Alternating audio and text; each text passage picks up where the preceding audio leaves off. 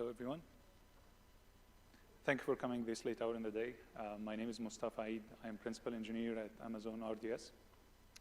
So today morning, Swami announced that in the keynote that RDS Custom is not only available for Oracle, but also available for SQL Server. So in this session, I'm going to talk to you about, in detail, about RDS Custom and how can we customize an Oracle and SQL Server databases in RDS Custom. As for the agenda, we'll talk about the purpose, why we built RDS Custom, and the benefits we see go to our customers. We'll also talk about the architecture at a high level, and then we'll go through a journey together to work with RDS Custom and finally Q&A. So the purpose of RDS Custom is that it automates the setup, monitoring, and maintenance of relational databases, while at the same time it allows you to customize the database, the operating system, and the host around the database. So basically, it fills the gap between managing self-managed database on EC2 and a fully managed database on RDS. The benefits we see go to our customers is flexibility. So if you're launching an Oracle instance on RDS Custom, you can bring your own media. And with bring your own media here, you can go to the software vendor website and you can download the installation media, upload it to S3, and then you can use that to launch an RDS Custom instance. With custom patching, you can download the custom patch from the software vendor website, and you can apply it directly on the instance. And you can also have a customized high availability configuration for your custom instance, whether SQL Server or Oracle. The second benefit is managed instance. So RDS Custom still provides the automatic provisioning, monitoring, scale compute, patching the database. But as a customer, you still have the ability to pause automation at a certain moment, apply the customization you need, and then once you are done, you can resume automation afterwards. The third benefit is granular control. So the EC2 instance launched for the RDS Custom instance is actually launched in your account. The EBS volumes associated to that instance are in your account. And the IAM, you can manage access to the instances and the resources of those instances using IAM in your account as well. The redo logs generated from the instance or the transaction logs for SQL Server, they are uploaded to an S3 bucket owned in your account as well. The fourth benefit is lift and shift. So you can lift and shift your application and the database with little to no changes to RDS Custom. You can bring your third-party application and package applications directly to RDS Custom. One of the possible ways to do migration here is you can use Amazon DMS or database migration service. Another way is to have, if you have your database running on-premise or in EC2, you can launch an RDS Custom instance, and then you can set it up as a standby to your primary running on-premise. Once the replication delay and the replication lag is in a good numbers, then you can fail over or switch over from your primary to your secondary or standby instance in RDS Custom. And with that, you can have an easy and quick way for migration with few or close to zero downtime for your application.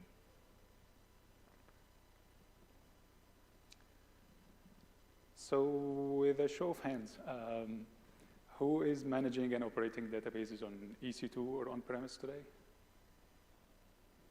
Good. And who is managing databases in RDS? Good.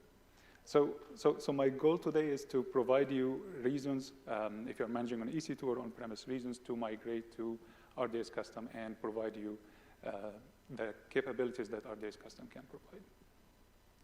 So to elaborate on the benefits of RDS Custom, if you are running on-premise, you are basically responsible for the hardware operating system installation, patching, database installation and patching, backup and restores, as well as scaling and high availability setup, and finally, application optimization.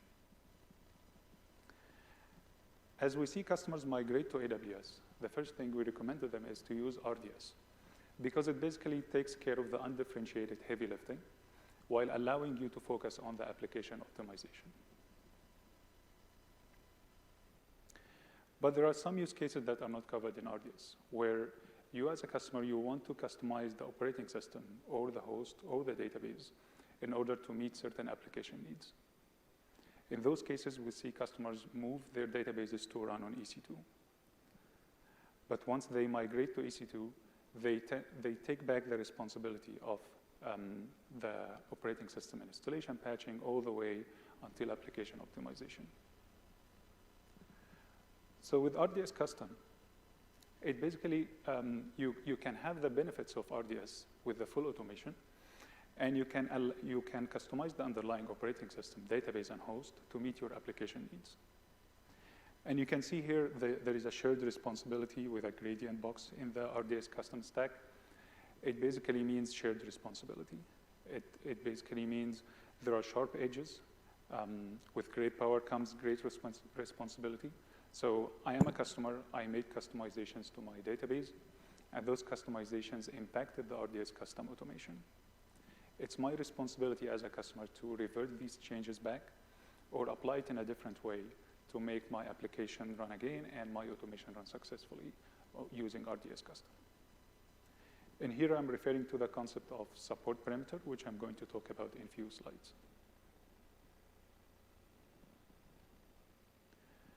Now let's explore the architecture at a very high level. So in RDS, once you create an instance, the only thing you see in your account is an elastic network interface or an ENI. This is basically allows your application running in your VPC to communicate to the database, which is running in a different host in a different account owned by the RDS system, RDS service team. With RDS Custom, it's a different deployment model. The EC2 instance is launched in your account directly. The EBS volumes are created in your account, and they are associated to the instance. You have the backups created in your account and the snapshots. You have the redo logs uploaded to S3 in your own in your account. And you can log in using SSH. You can log in using RDP if it's Windows instance. You can also log in using SSM Session Manager, where you can apply the customizations you need as long as they are within the support parameter.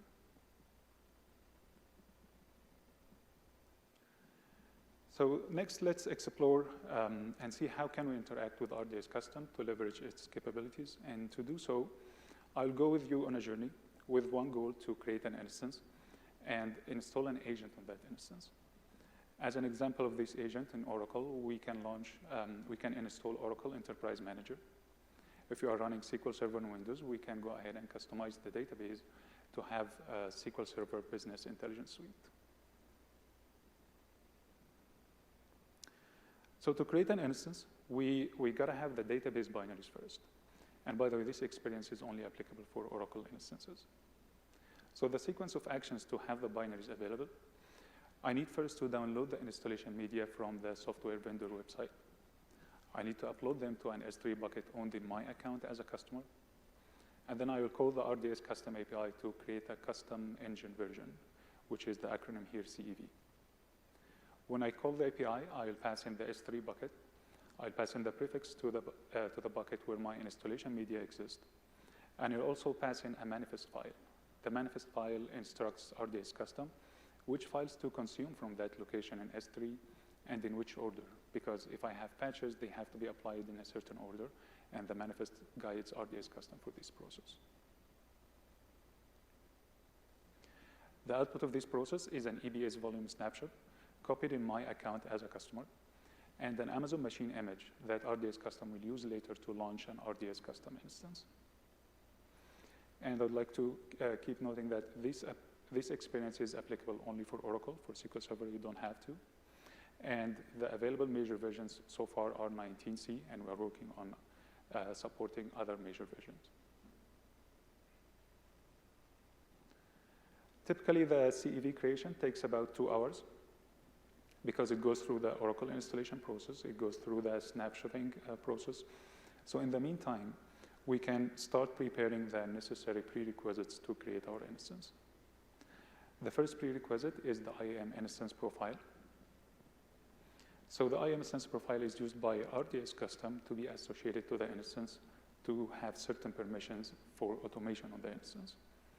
That profile should have an IAM role. The role should have a set of permissions. These permissions should be the equivalent of a minimal set of permissions that we have available in our documentation. To give you an example, these permissions allow the custom agent in the box to communicate to CloudWatch logs or CloudWatch events, to emit events, and to emit metrics to CloudWatch. It's also allowing the custom automation to upload redo logs to S3 on a periodic basis. And I'd like to hint here, there is a recommendation we have where it's recommended to create one IAM instance profile per instance. So if I have a QA instance database and a production instance in the same account, it's recommended to have two separate IAM profiles. Because if I want to have my DBA connect to my QA instance and have customization, I don't want the changes that I am going to make to the IAM instance profile to be applicable to the production database. It basically provides me with a separation of concerns. The second prerequisite is a VPC endpoint. So in RDS, you can create an instance, whether it's public or private. A public instance, it means it's accessible from the internet. A private instance is accessible from only within the VPC or a peer VPC. We recommend you create private instances, not public instances, because this is where your database is. So if you are creating on a private instance, there is the VPC endpoints are needed to be set up. These are endpoints to allow outbound communication from the automation running on the box to dependencies in AWS that we consume. Example for these dependencies are like SSN, CloudWatch, S3, etc. And to make your life easier, to make this onboarding process easier for you, we have a CloudFormation template for you available in our documentation to automatically create that IAM instance profile and the VPC endpoints. The third prerequisite here is the KMS key. So by default, every RDS custom instance will be required to have encryption at rest. So the KMS key here is a requirement to launch an RDS custom instance. And the last requirement is licenses. So if you're launching an Oracle instance, you need to have to bring your own license for Oracle Enterprise Edition. But if you are launching a SQL Server instance, you don't need to have licenses. You can launch with the license included mode for all 2019 editions.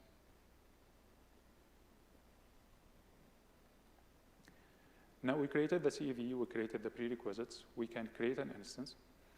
The process is very similar to RDS, where we can choose from one of the available versions that are pre-baked if you are launching SQL Server instance. Or we can choose from one of the CEVs or custom engine versions that we have created in the step before.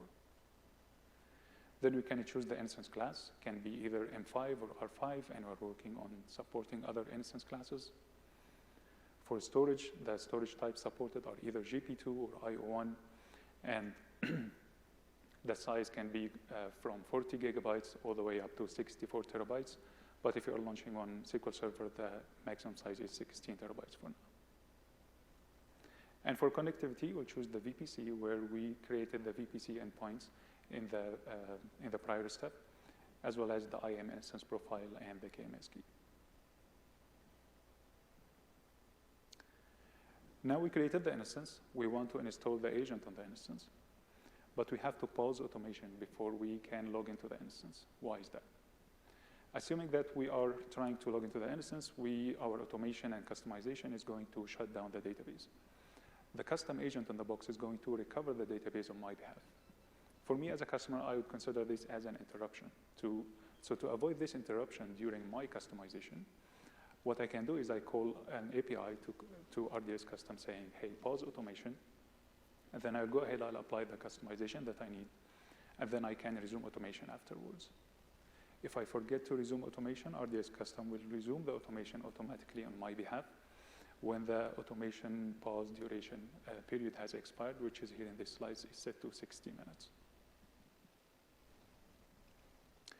Next, we need to connect to the host. So we need to find which host created in our account that is for that EC2, for that custom instance. So to find that host, if I'm using the console, I'll go to the RDS console, I'll find my instance, go to the details, configuration. There is a field called DBI resource ID, which is auto-generated for that instance. When RDS Custom launches an EC2 instance, the name of the instance is set to that DBI resource ID. So what I can do is list my EC2 instances, find the name where the name is equal to my DBI resource ID, and then I can connect to my EC2 instance for that custom instance. Now to connect, I can have multiple choices. The first one is SSM Session Manager. With SSM Session Manager, you get an interactive shell in your browser, or you can have an interactive shell directly in your command line interface. With SSM, you don't need to have an inbound port set up on your security group. And you can also configure SSM to capture the commands and the output and upload them to an S3 bucket or to a CloudWatch log group in my account as a customer. And this is very useful for auditing purposes. Other ways to communicate to my instance is I can log in via SSH if my instance is Oracle running on Linux, or RDP if my instance is SQL Server running on Windows.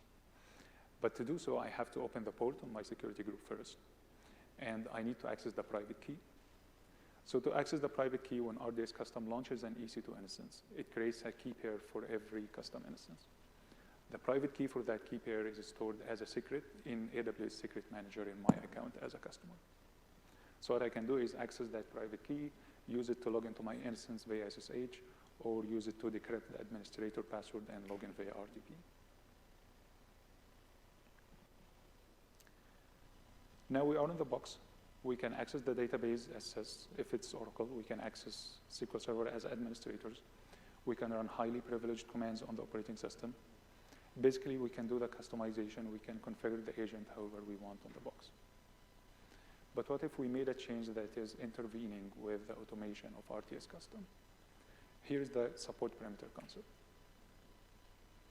So how I'd like to explain it to our customers is it monitors configuration items at 3 levels: infrastructure, operating system, and database. As an example for infrastructure, it monitors the EC2 instance state. Is it running? Is it stopped? Is it terminated? It also monitors the EBS volumes. Are they still attached to the instance? What is the state of those EBS volumes? At the operating system, if I'm running SQL Server instance on Windows, it monitors the location of DB files. Are they still located on the D drive, or some of them have moved to a C drive by a certain customization I made as a customer? For Oracle, it monitors sudo configuration. So sudo configuration, they are required to have the custom agent running on the box because it's required to run certain commands, and those commands are granted through sudo configuration. The third level, which is database, we can monitor it monitors also the shared memory connection protocol is enabled on the database. This is for SQL Server. And why is that? Because the custom agent is using that protocol to communicate locally to the database to verify its health. If it's Oracle, it can also monitor the archive lag target and the archive log mode for recovery purposes of the database. So what if I made a change that intervenes with the automation of RDS Custom? My instance will move into, the instance state will move into the unsupported configuration state. As a customer, I will also receive an event telling me what has changed with the previous value and the new value. It will also tell me how can I get my instance back into the support parameter. So now it's my responsibility as a customer to apply those changes to get my instance back into the support parameter. To elaborate more on the unsupported configuration, I made the changes, my instance went into this state. If I want to modify the instance using modify APIs, they are not going to be accepted. If I want to have a manual snapshot or an automated snapshot, they are not going to be captured. The EC2 instance recovery that's supported by default in RDS Custom is going to be paused. So it's a pretty important instance state. We'd like our customers to pay attention to changes. We'd like our customers to subscribe to events when that state has changed so that they can react quickly to changes to this state. Excuse me.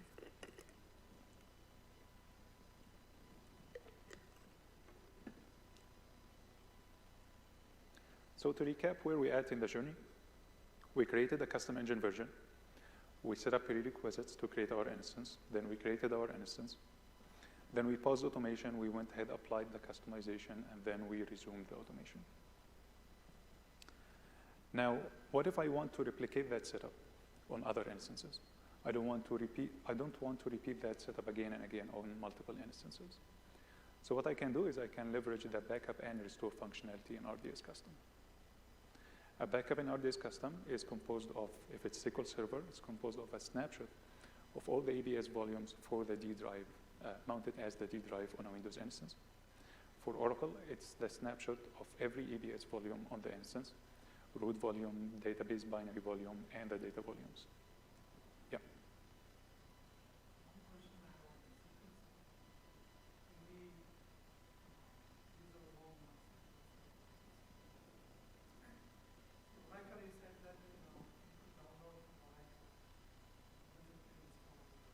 Yeah. So the question was, for Oracle, we download the binaries, and then we use our own binaries on the instance. For SQL Server, can we download our own binaries? So far, this experience is not supported for SQL Server. The supported mechanism is that you can download the software binaries are already pre-baked by our engineers for SQL Server, and then they are available in the console for you to create your instance.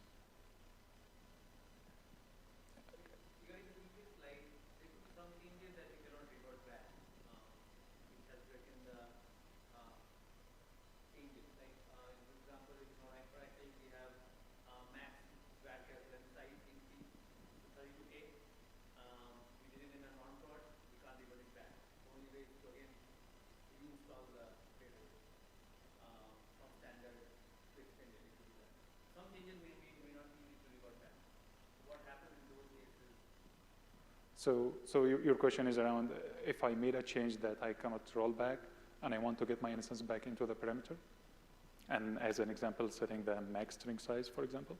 Yeah, so in those cases, if you don't want to roll back, you can do a point-in-time restore of the instance to the time before you apply the customization. Cool. Can we keep the questions to the end? We'll have a good half hour to answer questions. So regarding the backups, we mentioned for SQL Server, it takes the snapshot of the D drive. For Oracle, it takes the snapshot of all volumes. And it also registers an AMI, or Amazon Machine Image, for the root volume that's captured here. I can take a manual backup using the create DB instance snapshot, or I can have an automated backup to be triggered daily during the backup window that I specified.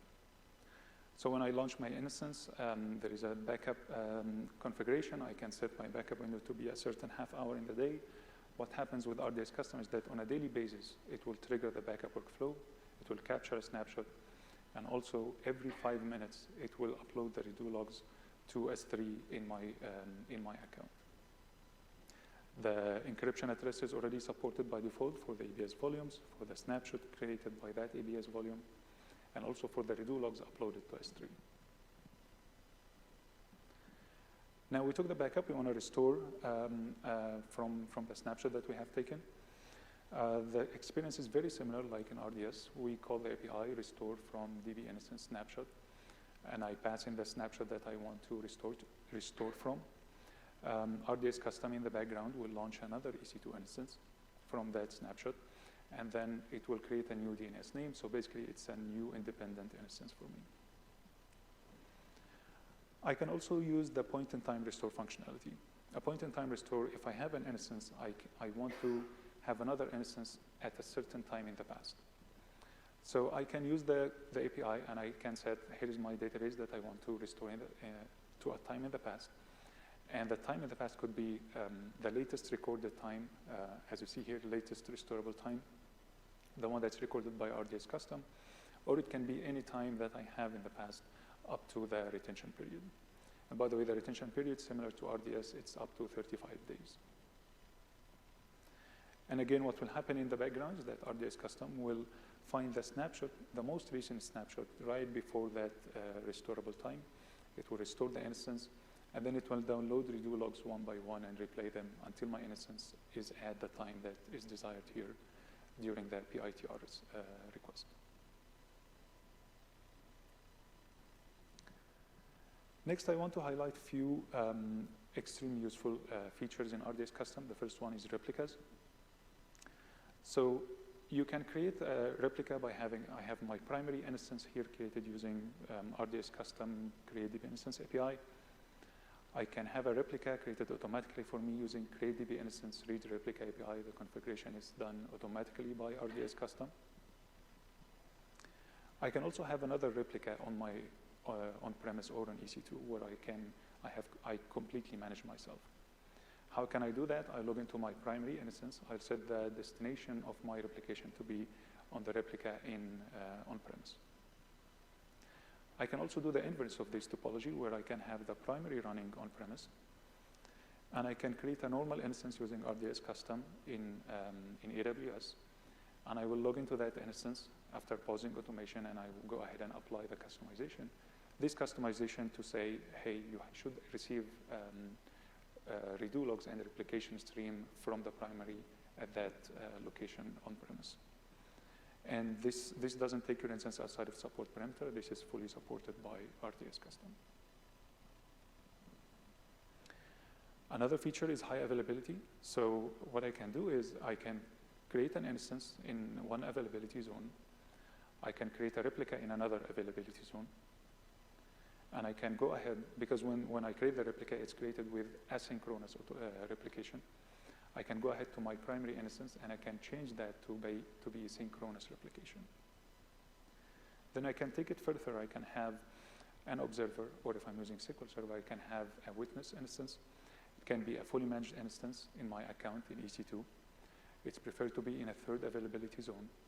And I can configure it to monitor both the primary and the standby, or the primary and the secondary. And it can take the failover and the switchover reactions on my behalf automatically. This is what we call a manually configured HA experience, and we're working on supporting a fully automated HA experience. The last feature is upgrading an instance. So if you're using SQL Server, we'll choose from the pre-baked database versions. If you're using Oracle, we'll have to download the new patches that we need to be injected in the database. We'll create a new CEV, and then I can call the ModifyDB instance API to say the target database version is one of these CEVs or one of those database versions.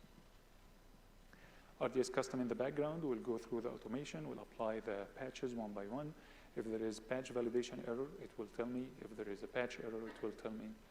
How it will tell me? It will put the database instance in upgrade failed.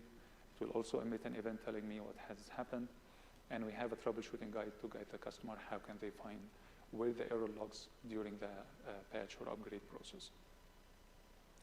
And by the way, if you are having managed read replicas for a primary instance, the patch that's applied on the primary instance will be automatically applied to the replicas after the primary has been patched. So to recap, after we paused and resumed automation, we tried to replicate what we have done. So we did a backup and then restore, or point-in-time restore. We looked also at how can we create replicas, how can we create HA experience, and how can we apply upgrades. As a conclusion, so we looked at the purpose and benefits of RDS Custom.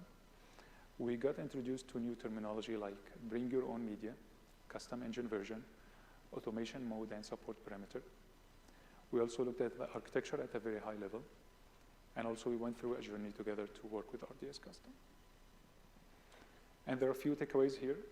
RDS Custom brings you the benefits of RDS while still allowing you to customize the operating system, database, and the infrastructure. It opens an easy migration path from on-premise to AWS through physical replication directly. And it gives you the ability to customize the database and access it as sys if it's Oracle, and as administrator if it's SQL Server. With that, I'd like to thank you for your time. And now it's a good time for questions. Thank you. Yeah. So SQL Server, do you have the documentation, like things that, so the documentation probably says what you should not touch, right? That would break the, what about joining the machine critical thing? Is that supported? So your question is, in the support parameter, there is a list of items that says you should not touch. In the documentation, actually, we have the list of things that say if you make a change here, this will happen, and you will receive an event similar to this string. And joining another domain is not one of those things that we currently monitor. And because the space of changes is very wide, customers can do many customizations to the instance. We didn't test everything, but if you test that and it takes you outside of support perimeter and you feel this is a legitimate use case, feel free to reach out to us, and then we will work on that with you. Thanks. Yeah. Sorry, can you raise your voice?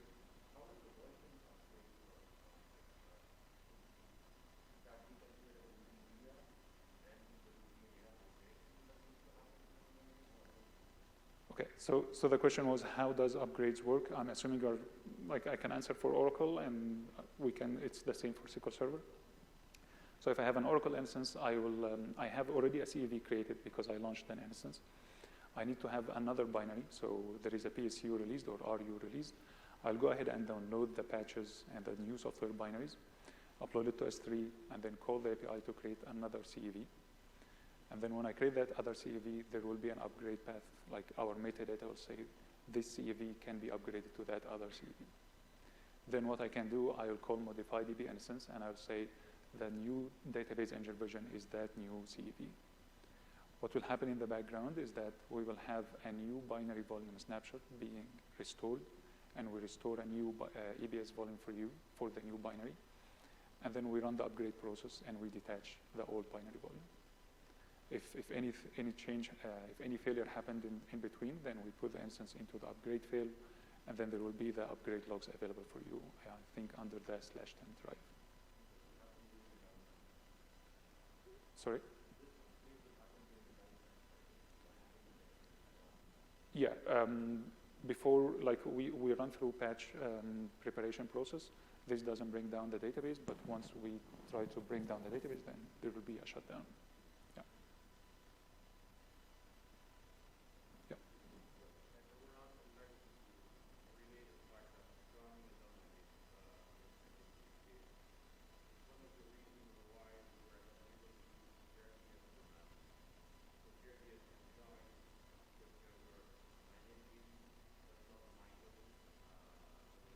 Mm-hmm.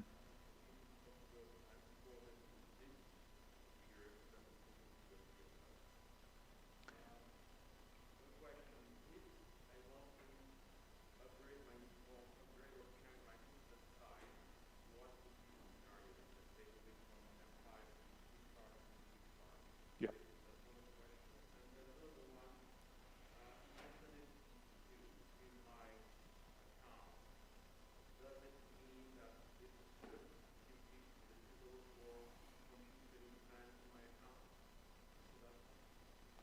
Okay, I got the first question. I'll try to answer it first, and then I'll ask you to repeat the second question. So the first question was, how can I change the instance class of my instance if I have M5 large and I want to increase to M5 like 4x large or 8x large? The experience for SQL Server is that you can call modify DB instance, and you can change the instance class the same as you do in RDS, and the automation will happen in the background to change your instance to the new instance class. If you're using Oracle, this experience is not supported yet, but in the meantime, what I can do is I can do a point-in-time restore, and I specify the new instance class with the request, and the instance will come up with the new instance class. Can you repeat the second question? Because I couldn't.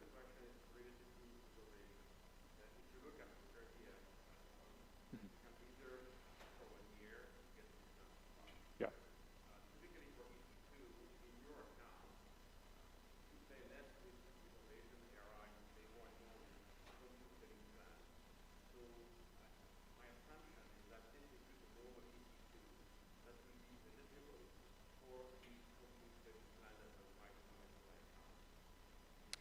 Yeah, so the second question is related to if I have reserved instance for a certain EC2 instance class.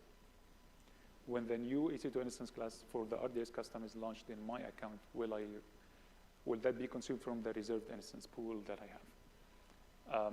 Honestly, I don't know the answer to that question, but I would be happy to connect you with the best person to answer this question. If you don't mind, you can send me an email. and then I'll be happy to reach out to you. Thank you. I'm also interested in the answer to that question, so I'll send you an email as well. Awesome. Thanks. Yeah.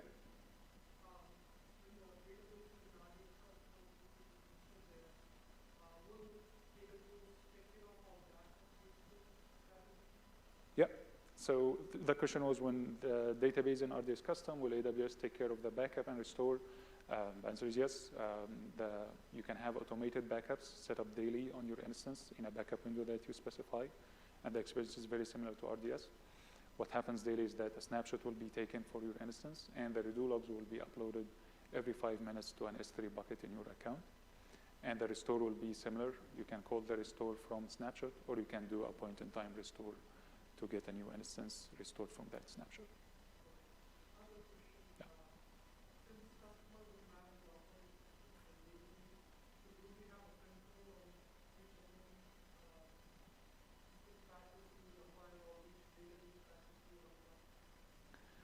So the operating, when we launch the instance, we share an AMI, an Amazon Machine Image, with your account. For Oracle, this is Oracle Linux 7.6. Then you can go ahead to the instance and then apply the patches that you want. And once you are done, you can take a snapshot so that this instance now is captured at this snapshot after the upgrades, after the patches, and then you can restore to repeat the same setup on other instances.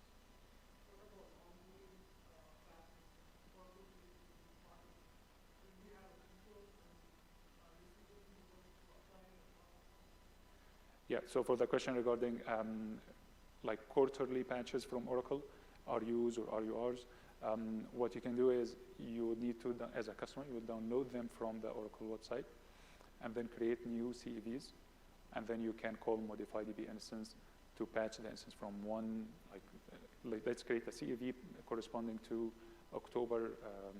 to July PSUs released in 2021, and then another CEV to October RUs released in 2021, and then you can have migrate or patch from CEV1 to CEV2.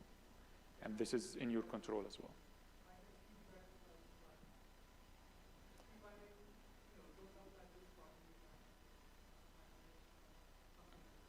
As long as you have the support from Oracle, then yes. Yeah. So the version that's supported in the custom RDS is 19C, right, for Oracle? Yes, for Oracle, the latest version is 19C. The only support major version is 19C, and we're working on supporting other major versions. So is there any plan to support 21C? We have plans, but we are not sure yet when we're going to release. We're also planning to support other older versions as well. So would that be a bottleneck for us to onboard to RDS Custom until we have like schedule, we know that after this after a year I can go to 21C. Otherwise I'll be stuck to that because of the implementation of RDS Custom, we're stuck to that version for a while. So your question will be stuck for 1 year, you're saying? No, you can't predict when it will be available. 21C is already available. Okay. On-prem I can go ahead and upgrade it. Yeah. Even in RDS I can go ahead. But RDS Custom I will not be able to do it. There is one way is that when you launch your RDS custom instance, it will be launched with, like when you create the CEV, it's launched with a 19C major version piece. But what you can do is you can go ahead like manually on the instance, pause automation, customize the database binaries as you see fit, and then resume automation. We didn't test this because, as I mentioned, there is a huge space of customizations customer can make. If you apply this customization and the instance got outside of the support parameter, then feel free to reach out to us, and we'll work on like supporting this use case for you. On the general configuration, I would recommend not going to 21C. 21C is an innovation release, and the enterprise will buy and implement it. 19 is a mountain release that will go away to the side. 21C will go away to the C. I would recommend that go to 2C rather than 21C. But your preference. Thank you, Amit. Yeah.